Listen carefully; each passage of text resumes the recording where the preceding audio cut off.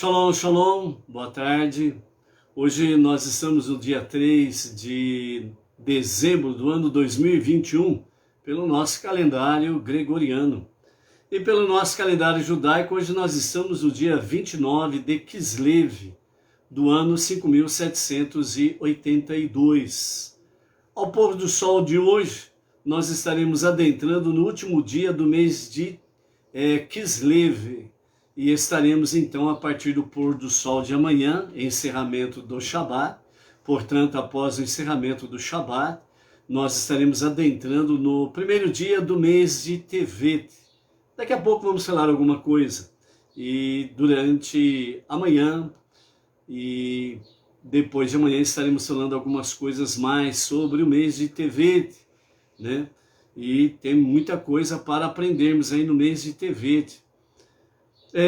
Hoje nós estamos com 88 dias do ano 5782 e nós estamos aí iniciando a tarde com a Torá.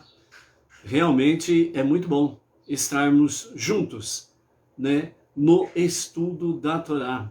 É algo precioso. Daqui a pouco vamos falar também alguma coisa sobre o que o Alter Rebbe nos traz através do Tânia, né? É um ensinamento para o dia de hoje também sobre a questão do estudo da Torá. Qual é o recado que nós temos aí do nosso o Rabi Sheneur Zalman de Liad, né? Que é o nosso primeiro Rebbe. Vamos ver o ensinamento que traz para nós aí dentro desse aspecto aí também. Ok? Então, vamos rapidamente vermos aí qual é a orientação, o conselho que o nosso Rebbe Menachem Mendel traz para nós no dia de hoje, né, com referência ao nosso dia precioso, que nós estamos aí para iniciarmos os preparativos para o Shabat, né? Estamos aí dentro das últimas horas para iniciarmos o Shabat logo mais. Hoje, pelo fuso horário aqui de São Paulo, horário de Brasília, então as Batinoar estarão aí acendendo as luzes do Shabat a partir das 18 horas e 22 minutos, né? Como temos a orientação rabínica do nosso Rav Yaakov Geranstad, o acendimento das luzes de Shabat, né? As Batinoa fazem sem as bênçãos, né? A bênção do acendimento, apenas fazendo de forma voluntária, com amor, o serviço do coração a Hashem, o acendimento das luzes, ok? Tendo sempre que a prece, né, para o acendimento das luzes está lá, né? Nos ordenaste, né? Então essa é uma questão específica para o povo hebreu, para o povo judaico, nosso irmão mais velho, o filho primogênito de Deus. Os não-judeus, né, aqueles que abraçam a fé monoteísta e se tornam Benei Noach ou Ben Noach, filhos de Noé, nesse sentido fazem tudo dentro das 7 leis universais, e aquilo que está além das 7 leis universais se aplica com um coração voluntarioso, transbordante em amor, para o fazer, né? Então, por isso, não é feito a bênção, nos ordenaste, né? E referente a isso, outras tantas bênçãos que temos aí, que tem essa expressão que nós estamos isentos de o fazer, né? Como também algumas lições, ou melhor dizendo, algumas coisas aplicadas ao povo israelita, que é uma ordenança, e para nós, né, não tem uma ordenança, né? Por exemplo, o talit, né, a mezuzá, tefilim, né, são coisas que não está explícito para nós não judeus. São ordenanças específicas para o filho primogênito de Deus, né? Então, nesse sentido, é para o povo judeu propriamente dito, né? Então, a partir das 18 horas e 22 minutos, as Batinoar estão aí acendendo as luzes de Shabat. E aí nós entramos sem sombra de dúvidas, do nosso Shabat, né? O sagrado dia do Shabat, ok? Então, vamos ver aí o recado do nosso Rebbe Menachem Mendel, que ele nos diz hoje. É um paradoxo. As maiores revelações podem ser encontradas não na meditação ou no estudo ou na oração, mas no mundo terreno, esse mundo secular que nós habitamos. Porém, só se você preferir estar meditando, estudando e rezando, né? Então, nesse aspecto aqui, esse paradoxo, né, o nosso Rebbe, ele mostra para nós que é necessário o equilíbrio, o mundo físico, o mundo terreno, o mundo secular e o mundo espiritual, né? Então é por isso que o nosso Rebbe fala que a tarefa essencial da nossa alma divina é dominar a alma animal. A alma divina representa exatamente o mundo espiritual, a alma animal representa exatamente o mundo secular, o mundo físico, né? Então, nesse aspecto aí, buscando o equilíbrio, a harmonia, né?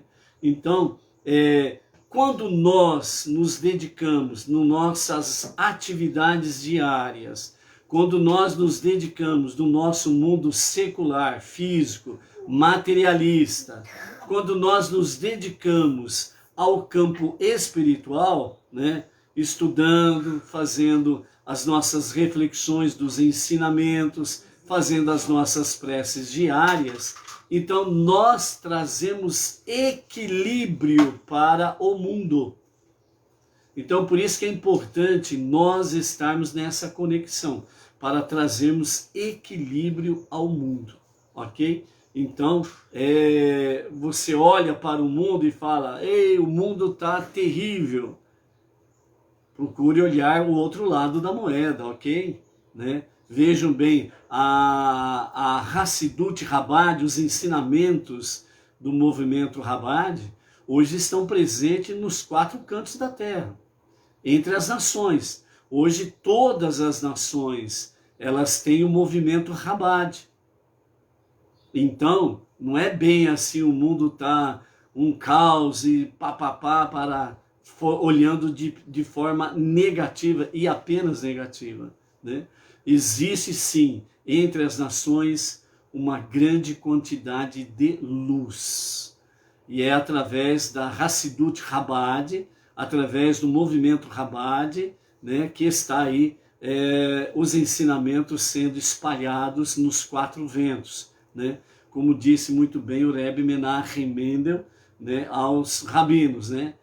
Envolvam-se com as nações, levem os ensinamentos, a Hassidut Chabad entre as nações, para que os não-judeus, as nações, possam conhecer mais de perto a unidade e a unicidade de Deus e dessa forma possam, de fato, estarem aí se envolvendo com Deus.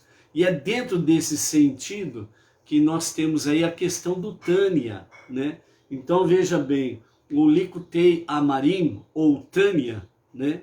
Então nós temos aí a graça de podermos estudar o Tânia e conhecermos um pouco melhor o que diz respeito sobre esse envolvimento realmente com a questão da roupagem da Torá. E ao mesmo tempo estarmos aqui, como diz o Rebbe Menachem Mendel, um mundo terreno, secular, né, um mundo materialista, esse mundo inferior, mas ao mesmo tempo conectado com o mundo superior, o mundo espiritual, né? Então, eu não vou ficar aqui falando para você dos 4 mundos, né? A Atzilut, a Siá, o extremo para cima, o extremo para baixo, né? Objetivamente simples, para que nós possamos captar rapidamente a mensagem e possamos realmente viver essa mensagem no nosso dia a dia, tá? Então não adianta nada eu ficar falando para você aqui o ABC da Kabbalah, né, o ABC da Mishnah e companhia limitada. O importante é nós aprendermos já o que nós temos que aprender e aquilo que nós temos que executar essencialmente. O tempo é curto, o tempo é curto. Muitas coisas estão acontecendo no mundão aí. A própria natureza, ela está gemendo, ela está clamando pelo Deus vivo. A própria natureza, ela está clamando pela sua redenção. Então você está vendo aí tempestades, terremotos, furacões, vulcões e por aí afora vai. A terra está clamando, a terra está gemendo pela sua redenção. Então, o tempo urge e nós temos que andar mais rápido, né? Andar mais rápido nesse sentido aí, ok? E assim também nós estamos almejando pela nossa redenção. Por que que o ser humano hoje, nós encontramos de uma certa forma dois extremos na conduta do ser humano?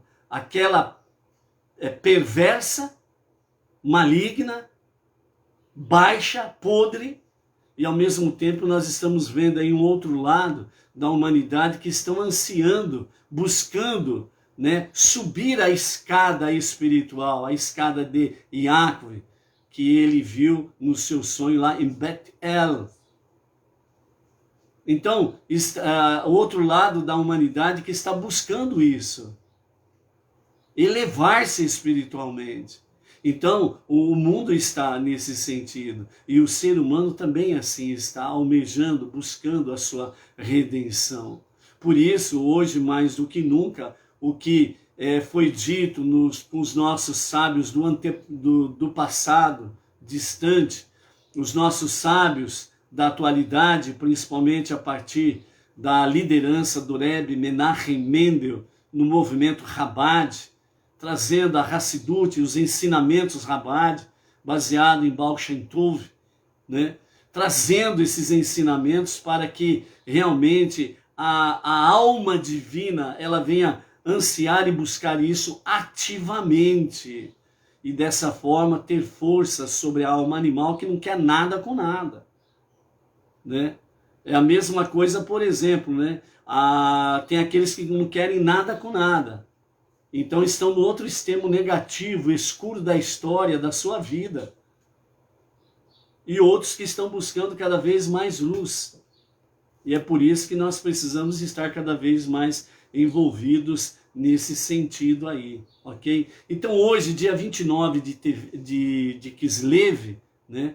Então, o nosso Alter Rebbe, através do Tânia, ele nos traz umas lições importantíssimas. São mais do que são atualíssimas para nós e muita luz nesse sentido. Então, o ensinamento que nos fala no capítulo 4 do Tânia, para hoje, dia 29 de Kislev, diz assim: uma vez que a Torá e seus mandamentos vestem todas as 10 faculdades da alma e todos os 613 órgãos da alma, desde a cabeça até os pés, isto é, desde o nível mais alto, sua cabeça, até o nível mais baixo, né, os seus pés. Então a alma está verdadeiramente, completamente ligada a Deus, no elo da vida, né? Como diz lá em 1 Samuel, no capítulo 25, verso 9, o elo com Deus, quando se busca a Deus. E a própria luz de Deus a envolve e a veste desde a cabeça até os pés. Assim está escrito, né? E nós encontramos isso em Terrilim, Salmo 18, verso 3. Deus é minha rocha, em que eu me refugio. E, naturalmente, somente aquilo que cerca uma pessoa pode protegê-la, né? E ainda está escrito também em Salmos, né? Capítulo 5, verso 13, como um escudo, a vontade de Deus o cerca.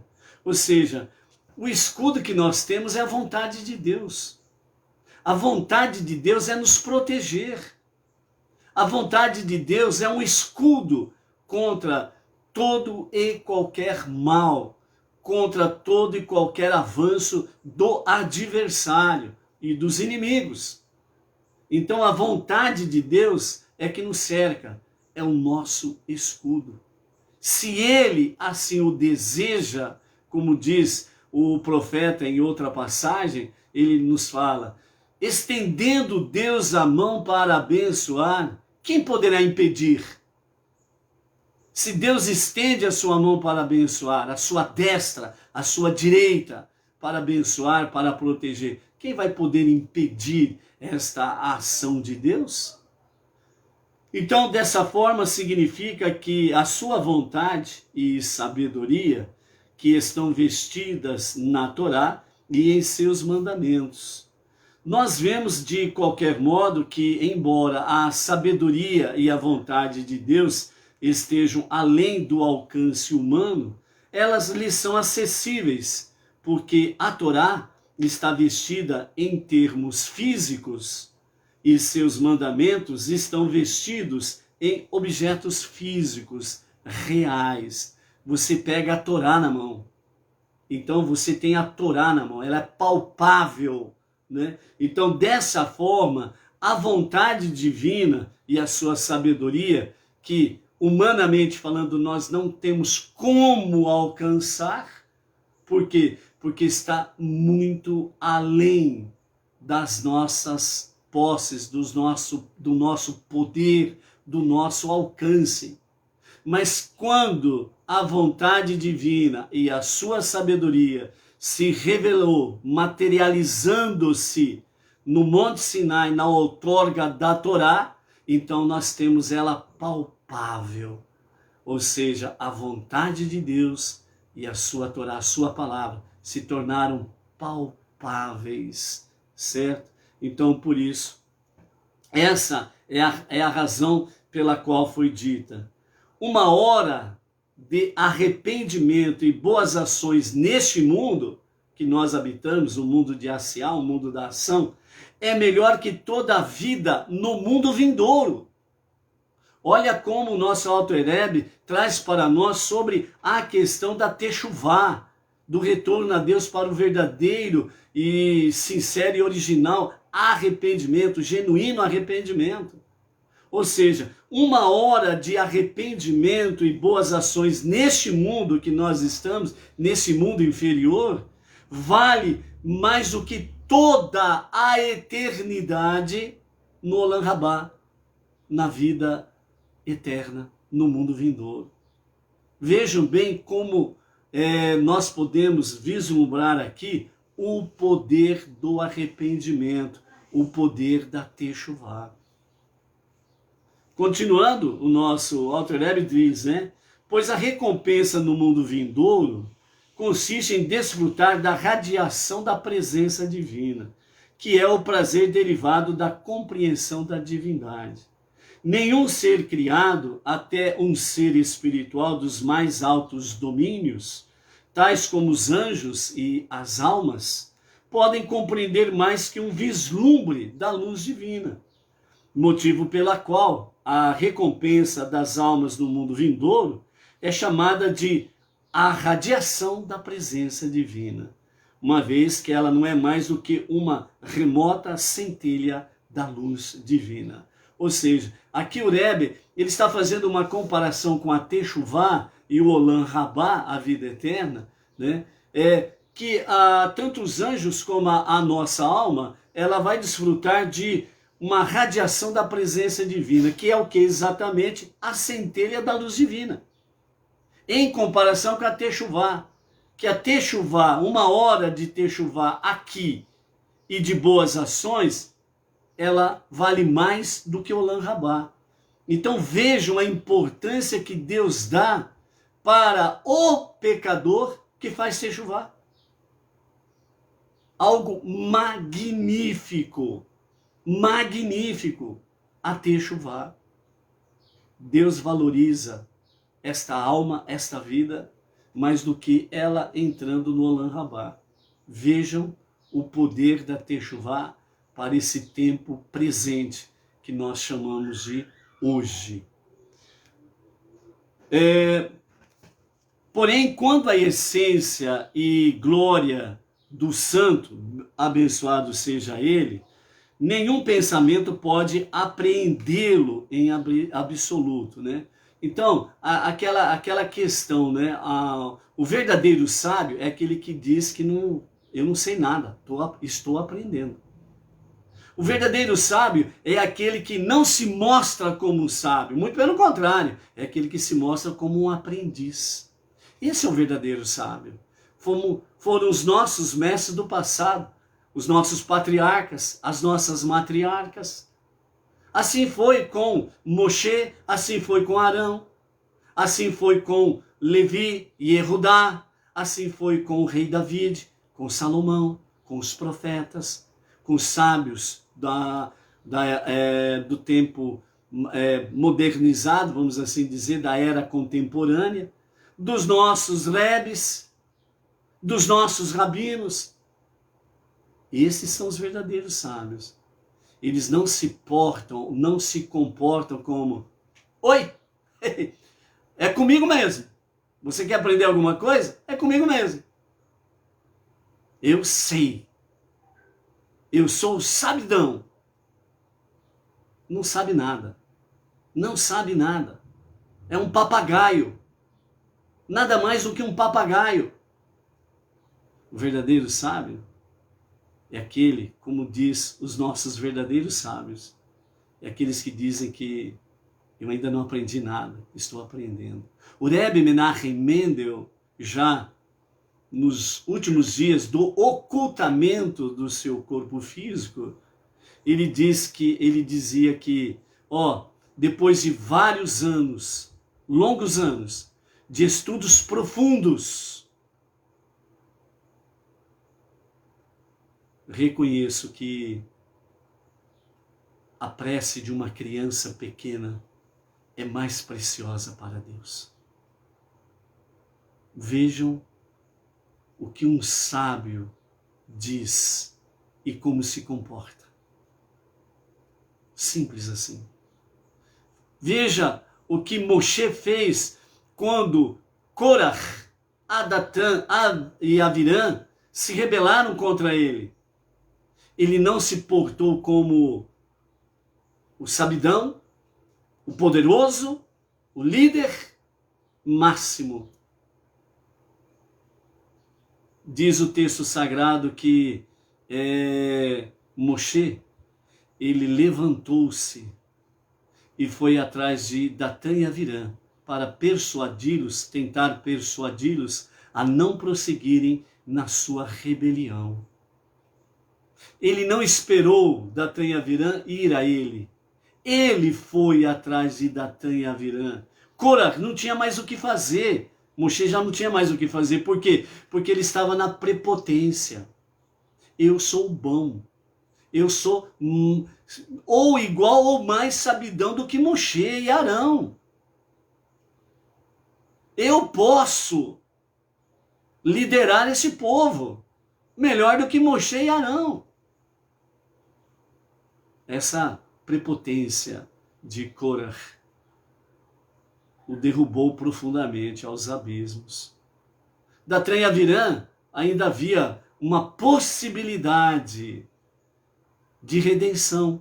Então Moshe foi atrás deles, de Datã e Avirã. Tentou, mas eles não quiseram, recusaram. Ficaram no mesmo patamar de Korah e desceram para os abismos da mesma forma. On, filho de Pelet, e 3 filhos de Korah, viram o exemplo de Moshe, a sua humildade, a sua simplicidade, e a sua sabedoria demonstrada através disso, de humildade e simplicidade. Então eles fizeram Teshuvá e foram salvos. Os 3 filhos de Korah e as suas famílias, On, filho de Pelet, e a sua casa, a sua família, foram salvos. Então, por isso, realmente, é bem taxativo o nosso Alter Rebbe, né? Nenhum pensamento de um ser humano pode apreender Deus. Deus está aqui, pronto. Eu tranquei ele aqui, acabou. Não. Por isso, somente quando o pensamento apreende e veste-se na Torá e nos seus mandamentos, então ele alcança e veste-se do próprio Deus. Pois a Torá e o Santo, abençoado seja ele, são uma mesma entidade. Daí a superioridade da Torá e das mitzvot neste mundo sobre a vida do mundo vindouro. No mundo vindouro, a alma apreende somente um vislumbre da divindade. Neste mundo, nesse tempo que nós chamamos hoje, através da Torá e suas mitzvot, ela está unida com o próprio Deus. E então, aquele que se veste da Torá e das suas mitzvot, se veste de Deus. E tem mais. Pois embora a Torá tivesse sido vestida em coisas materiais inferiores, e são somente essas coisas materiais que o intelecto humano compreende quando estuda a Torá, e não a essência da vontade e da sabedoria de Deus. Porém, por meio de uma analogia, é como se alguém abraçasse um rei. Ou seja, quando o nosso Alter Rebbe está dizendo aqui que, embora a Torá estivesse vestida de coisas materiais inferiores, os papiros, a forma escrita, a forma impressa, de você poder ter na sua posse, né, papel, impressão, você poder tomar posse disso, levar e trazer, abrir, fechar, estudar, refletir, meditar e etc. e tal, né? Mesmo assim, né, o nosso mestre diz que nós ainda não tocamos de fato a essência da vontade e da sabedoria de Deus. Então, para que nós possamos compreender isto, por quê? Porque a essência da vontade e da sabedoria de Deus está muito, muito além. Porque, afinal de contas, o santo, bendito seja ele é Ein Sof, o infinito. A sua sabedoria, a sua essência é infinita. Não temos como tocar nisso. Então, é feito o quê? Uma analogia. É como se alguém abraçasse um rei. Então agora vem uma expressão humana que nós compreendemos para nós podermos ter uma dimensão, não muito lá na frente, mas uma dimensão que nós compreendemos e entendemos o que significa o estudo da Torá e as suas mitzvot. Não há nenhuma diferença no grau de sua proximidade e ligação com o rei.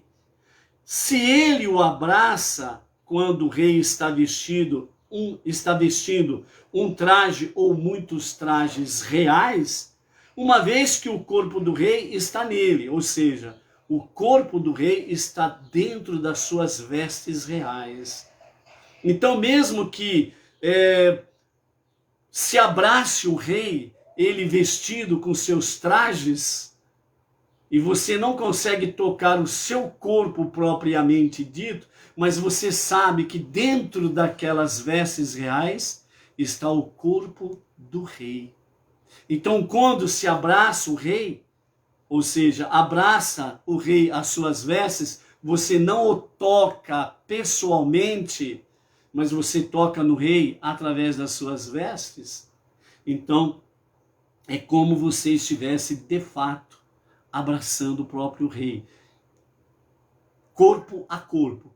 Isso significa que quando nós abraçamos a Torá e as suas mitzvot, essas são as vestimentas do rei, essas são as vestimentas do Ein Sof, a Torá e as suas mitzvot, os seus mandamentos, que estão inclusos as 7 leis universais. Nunca esqueça isso, nunca esqueça isso. As 7 leis universais, elas estão inclusas na outorga da Torá. Nunca esqueça isso. Nunca esqueça isso. Então, quando nós abraçamos o estudo da Torá e as suas mitzvot, nós estamos abraçando o rei. E o rei, por sua vez, ele também nos abraça. Então ele nos envolve, a sua vontade é que a sua vontade é um escudo para nós. Então, de forma semelhante, quando abraçamos a sabedoria de Deus no estudo da Torá, o fato de sua sabedoria estar vestida em trajes materiais é irrelevante. Então, quando nós pegamos, o Rumash, quando nós pegamos a Torá, quando nós pegamos os impressos, os escritos, as folhas, o papel, nós estamos pegando nas vestes do rei. Ele está dentro destas vestes. Então, quando nós estudamos a Torá e as suas mitzvot, o rei nos abraça e nós abraçamos o rei. Outro ponto entendido desta analogia, no estudo da Torá, o homem também é abraçado, ele é envolvido e cingido pela sabedoria de Deus contida na Torá. De forma semelhante, quando o rei abraça alguém com o seu braço, embora ele esteja vestido em seus trajes, para ilustrar que a Torá é análoga a um abraço real, o Alter Rebbe cita. Ele nos fala sobre Shir Hashirim, o Cântico dos Cânticos, lá no capítulo 8, verso 3, e ele cita a seguinte passagem: sua mão direita me abraça, como está escrito em Shir Hashirim, o Cântico dos Cânticos. Então, para mostrar essa beleza espiritual materializada, o Alter Rebbe, ele usa essa expressão para mostrar a grandeza do rei, que ao mesmo tempo, ele não se mostra o bambambam, como certas pessoas por aí querem se mostrar, o bambambam, entre aspas, que sabe tudo, entende tudo e não precisa de ninguém. Por isso, dentro da Hassidut Chabad, existe disciplina e hierarquia, para que as coisas possam andar em harmonia, porque faz parte do mundo espiritual e do mundo físico, materialista. Então o Alter Rebbe vem e traz para nós exatamente esta questão: a mão direita me abraça, trazendo Shir Hashirim. Ou seja, o que se refere à Torá, chamada a mão direita, porque ela foi dada pela mão direita de Deus, como nós temos lá na outorga da Torá, em Devarim, capítulo 33. Quando Deus fez a outorga da Torá para Moshe e o povo israelita, ele fez a outorga, ele fez a entrega da Torá com a sua destra, com a sua mão direita. E o que significa isto? Significa, pois, que a Torá, ela está relacionada ao atributo Hesed, bondade, benevolência de Deus. E ela também está relacionada com água. Ou seja, conforme explanada, pela própria Kabbalah, a mão direita representa tanto Hesed, bondade e benevolência, como a água. Porque a Torá também ela é comparada à água límpida. E a mão esquerda representa exatamente a severidade, Gevurah. E ela também representa fogo. Então, a destra de Deus representa Hesed, bondade e água. A esquerda de Hashem, ela representa a severidade, a Gevurah e fogo.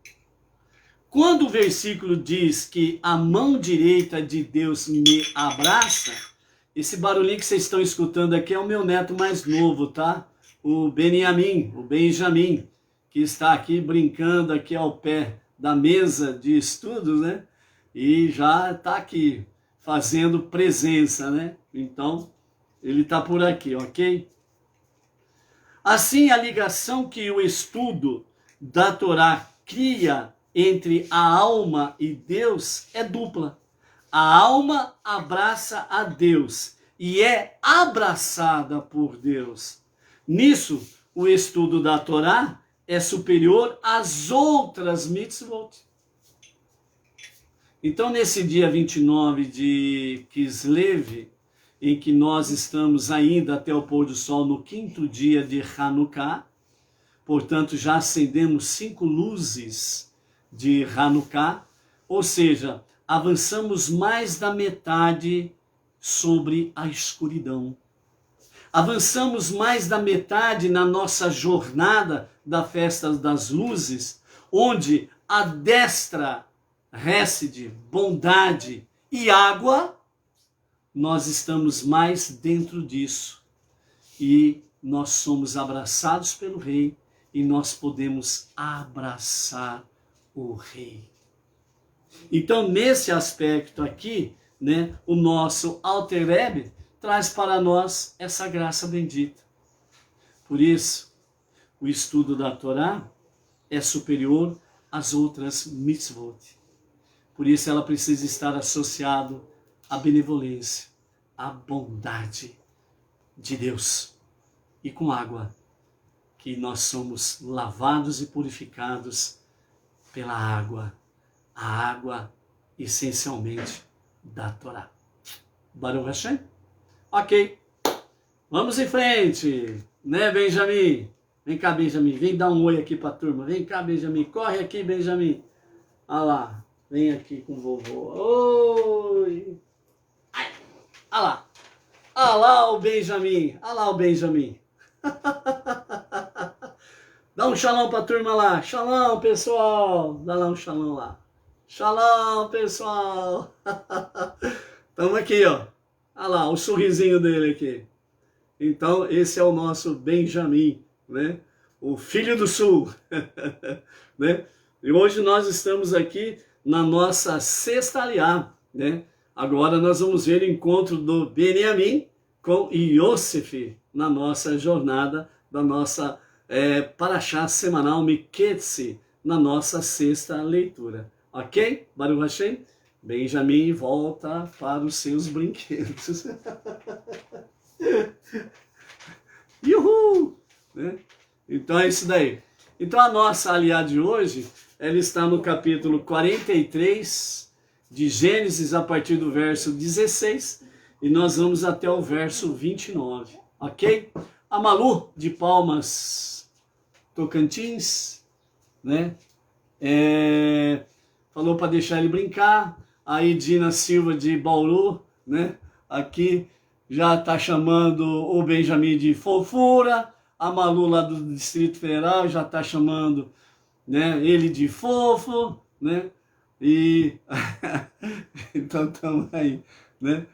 Temos aí o Luiz Ribeiro, né, de Itaquera, Grande São Paulo, o Adão Faustino da Costa, né, que também está conectado conosco lá, não lembro exatamente qual cidade do Nordeste, né? Baruch Hashem por isso daí, né? Então nós temos aí a Donária de Lisboa, Portugal, também conectado aí. A Edina, a Manu, né? Ok, Baruch Hashem. Então vamos para a nossa leitura de hoje, né? Que temos aí coisas preciosas, né? Que a nossa reflexão do nosso Tânia de hoje possa realmente calar profundamente em nossos corações e mentes e trazer esse equilíbrio precioso.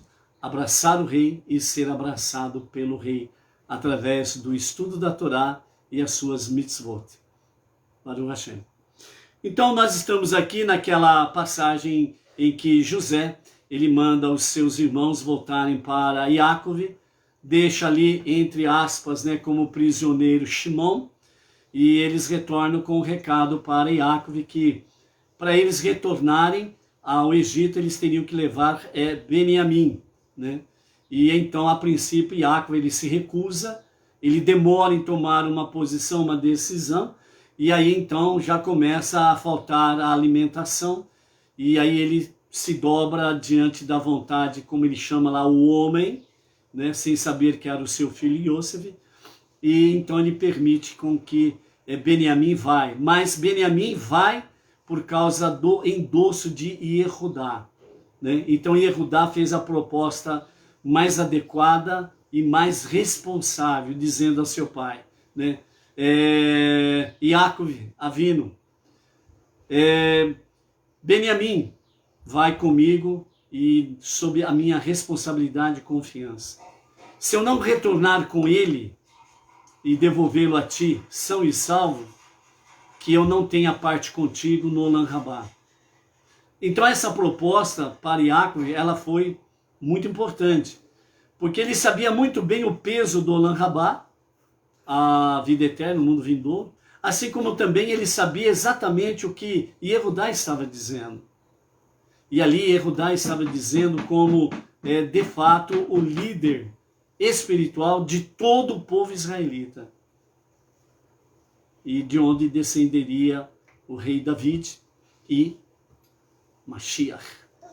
Então Yaakov, ele sabia muito bem o peso dessa palavra, e ele sabia que Yehudá não seria nem negligente, nem irresponsável, e muito menos maldoso para com seu irmão Beniamim. Então é autorizada a viagem, eles retornam ao Egito.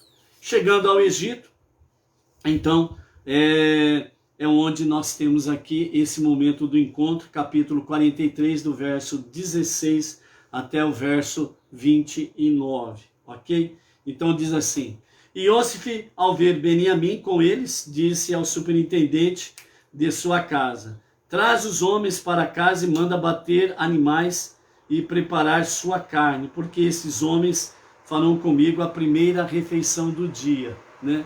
O Beniamim está mexendo aqui no ventilador, está acelerando, e aí o barulho começa a aparecer aqui do ventilador acelerado, tá? É a arte do Beniamim.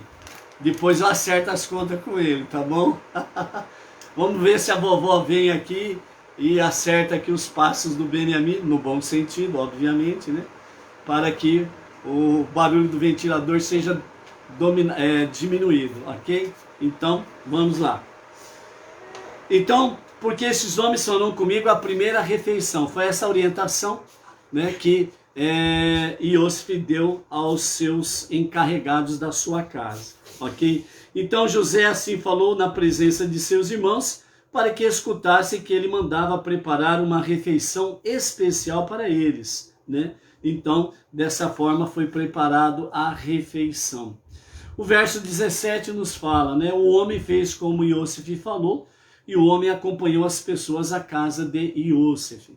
Os homens estavam temerosos porque haviam sido levados à casa de Iosif, enquanto os viajantes, tipicamente, se alojavam em hospedarias da cidade.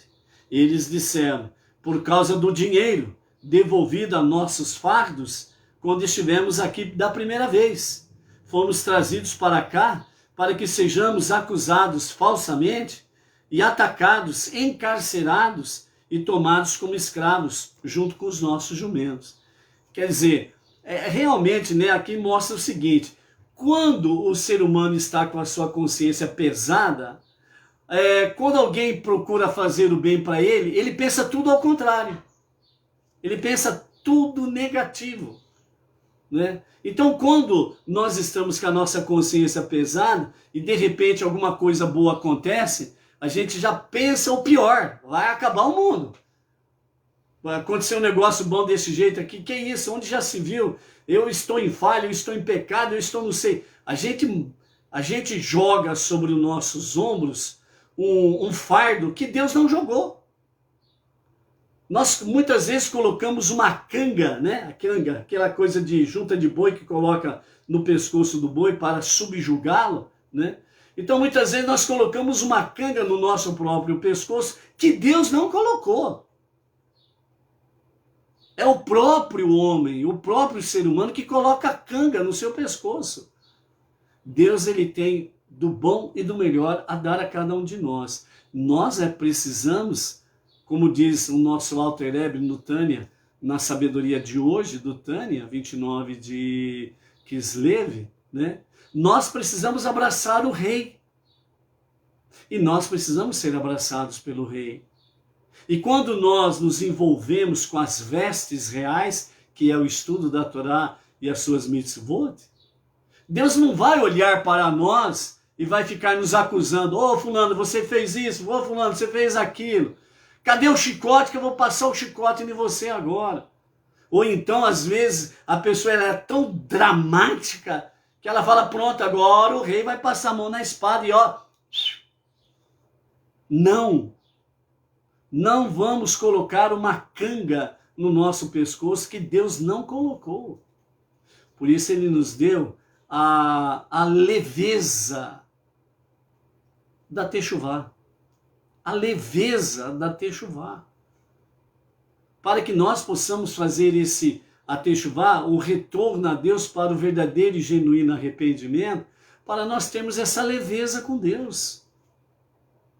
Nos aproximarmos do rei, abraçarmos o rei e a sua destra nos abraçar.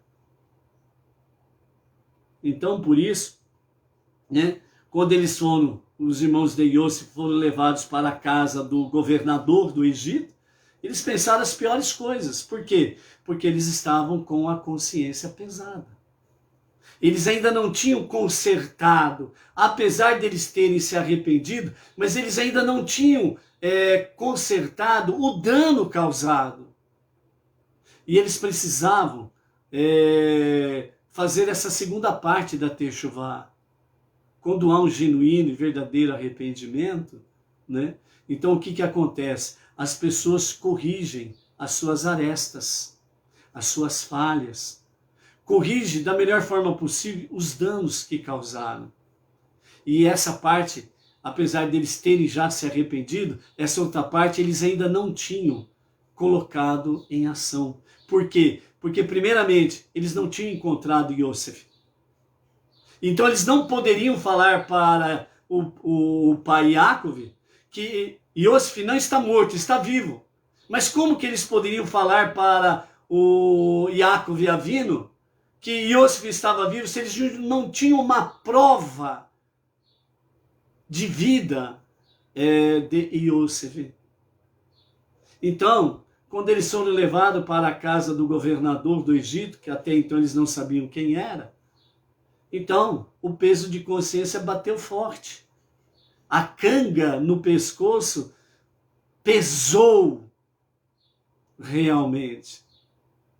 Né? Então eles pensaram as piores coisas. Então uma coisa que nós precisamos aprender aqui é não colocarmos uma canga no nosso pescoço que Deus não colocou. Pelo contrário, ele nos deu Techuvá, a possibilidade da Techuvá. Nós é que decidimos se fazemos ou não. Aí aquele que decide não fazer Techuvá, então aí problema dele, ele que coloca essa canga no pescoço aí e vive dessa forma aí o resto da sua vida.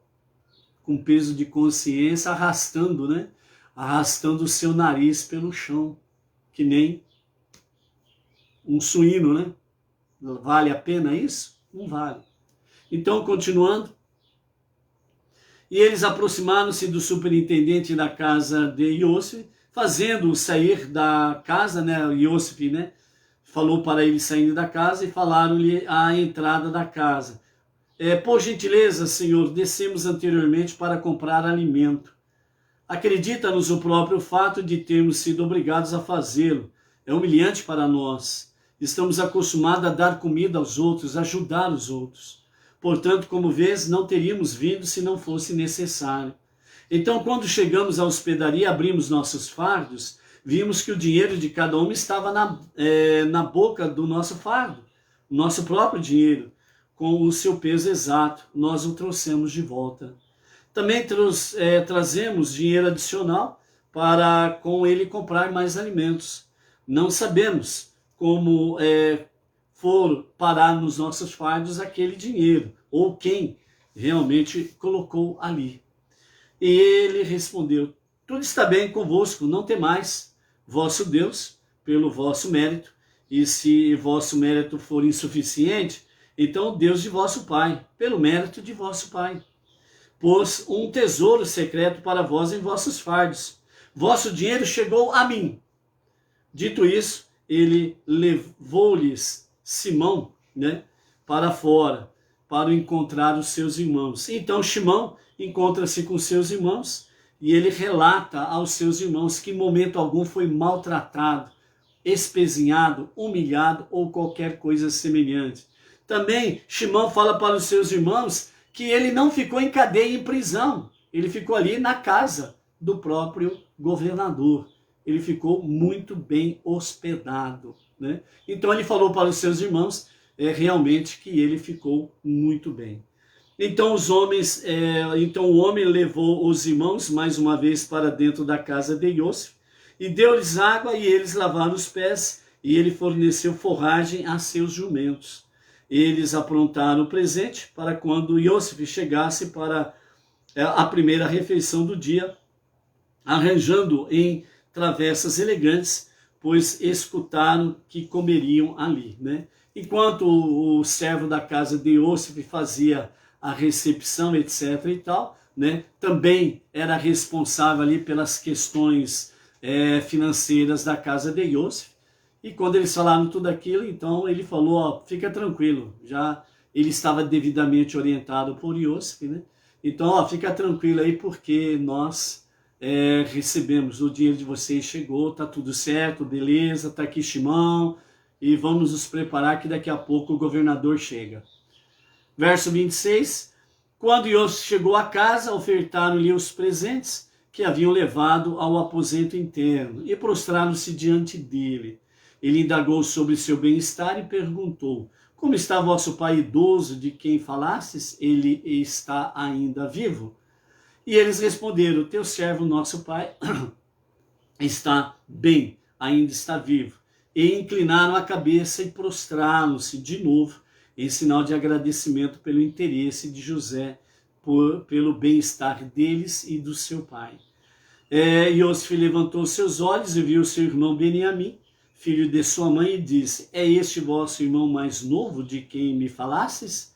E depois disse, dirigindo-se a Beniamim: que Deus seja bondoso contigo, meu filho. Beniamim ainda não era nascido quando Iosif descreveu seus filhos como dádivas da bondade de Deus, de modo que Iosif quis conceder essa distinção a ele também.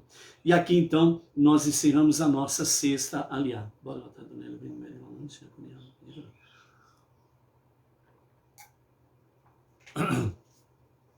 Então aqui, amados, nós vemos aqui uma questão que nós podemos assim falar de forma paralela, a questão de hospedar pessoas, Então sermos hospitaleiros, E Iosif fez isso, Ele aprendeu muito bem com seu pai, com seu avô, então ele sabia muito bem que ser hospitaleiro, vindo desde o seu bisavô Avraham, o seu avô Yitzhak, o seu pai Yaakov, ser hospitaleiro é algo que realmente está no agrado de Deus e é uma das formas de poder anunciar a unidade e a unicidade de Hashem, ok? Então, dentro desse aspecto aqui, nós temos a questão de hospedagem, sermos hospitaleiros. E aqui nós vimos, no verso 27, verso 27 e 28, quando todos os irmãos de Iosif se prostram diante dele. Ali está todos os irmãos reunidos, Os 11 irmãos de Iosif estão reunidos e todos eles se prostram diante de José. Cumpre-se uma parte do seu sonho, mostrando essa realidade. Os 11 feixes dobrando-se diante do feixe de Iosif, Então, nesse aspecto aqui se cumpre uma parte da profecia E então nós temos aqui também, além da questão de sermos hospitaleiros, nós temos aqui a questão sobre o alimento da vida. Quando nós vemos aqui, e estamos vendo, vamos continuar vendo aqui, né, até a chegada de Iacre no Egito, né, Iosif, ele sustentou o mundo. Iosif, ele trouxe vida para o mundo e as pessoas. Então, o mundo sobreviveu graças a Iosif. O mundo hoje está com fome e com sede. Fome do pão da vida, que é a Torá, nada mais do que isso, a Torá. O mundo está com sede da água viva, que é a Torá e as suas mitzvot, nada mais do que isso. Ou seja, nós temos estas vestes reais do rei, que simboliza pão e água, que traz vida. O rei é aquele que estende o seu cetro para dar a vida ou decretar a morte. Temos em Devarim, Deuteronômio, que vamos ver lá na frente, nós temos lá realmente o grande rei, o soberano, único Deus, único Salvador, em que ele diz: eis que coloco diante de vós a vida e a morte. E ele estende o seu cetro e diz: escolha a vida, para que vivas tu e a tua família. O grande rei, ele aponta para a vida, não para a morte. O grande rei, ele aponta para a luz e não para a escuridão. Porque a luz, somente a luz, tem o poder de fazer com que a escuridão venha brilhar. Por isso, nós, conectados com Deus, podemos fazer isto. Sem Deus, não podemos fazer nada. Se o homem estiver conectado à sua egolatria, a idolatria do seu ego, ele não vai poder fazer nada. Apenas vai criar, entre aspas, né, pessoas com paixões e não pessoas com humildade para poder aprender a sabedoria que vem do trono da graça de Deus. Então, nesse aspecto, amados, nós estamos vendo que o caminho da simplicidade e da humildade é difícil, é sofrido. Muitas vezes nós não temos tempo para sorrir, porque vemos a necessidade do próximo. Sentimos a dor do próximo, sentimos a tristeza do nosso semelhante. E nós nos preocupamos para que ele tenha acesso à luz, à água e ao pão da vida, a Torá e as suas mitzvot. Então, quando nós estamos aqui em A Tarde com a Torá, o nosso compromisso é com Deus. O nosso compromisso é com você. Para que você possa ter acesso de forma rápida, simples, sem construirmos obstáculos, para poder abraçar o Rei e ser abraçado pela destra do Rei. Para que assim a Torá da vida e as suas mitzvot, que são as vestimentas do nosso grande Rei, seja também as nossas vestimentas. Porque quando Deus, o grande Rei, ele abraça a cada um de nós com a sua destra, Ele está simplesmente trazendo-nos para perto dele, para a sua intimidade, a vida espiritual em Deus, através da Torá. E assim, Ele não nos deixa sozinhos. Ele permanece conosco. E nós podemos ter a tranquilidade de que nós estamos em perfeitas e maravilhosas, melhor dizendo, usando no singular por causa da destra, né? E nós vamos sentindo-nos que nós estamos de fato na preciosa destra de Deus, em total segurança em Deus. Por isso, Deus é tudo, tudo é Deus, e tudo está na destra de Deus, a sua mão direita, da misericórdia, da bondade, da benevolência, onde está realmente a Torá e as suas mitzvot. Aconteça o que acontecer, não abandone o estudo da Torá e as suas mitzvot. Você está na destra do soberano. Amanhã nós estaremos falando um pouquinho sobre o mês de Tevet, né?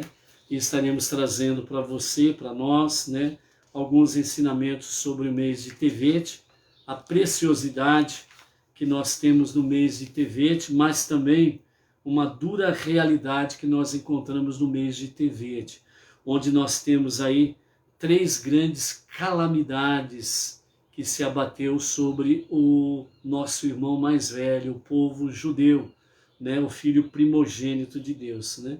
Então nós estaríamos aí vendo algumas preciosidades que nós encontramos no mês de Tevet. Vamos nos preparar para o dia sagrado do Shabat. À noite estaremos aí, né, com o acendimento da 6ª luz de Hanukkah, e estamos aí indo para os finalmente. E no domingo à noite, né, estaremos acendendo a 8ª luz. Então a Hanukkah estará plenamente cheia de luz. Vamos lá, continuar o aprendizado que Deus tem dado a cada um de nós. Shabbat Shalom a ti, família, comunidade, aonde você estiver, seja em qualquer canto do nosso Brasil ou do mundo. Shabbat Shalom, com muita luz divina, com muita presença do grande Rei, com a sua destra de bondade, benevolência, misericórdia. Até amanhã. Shalom, shalom.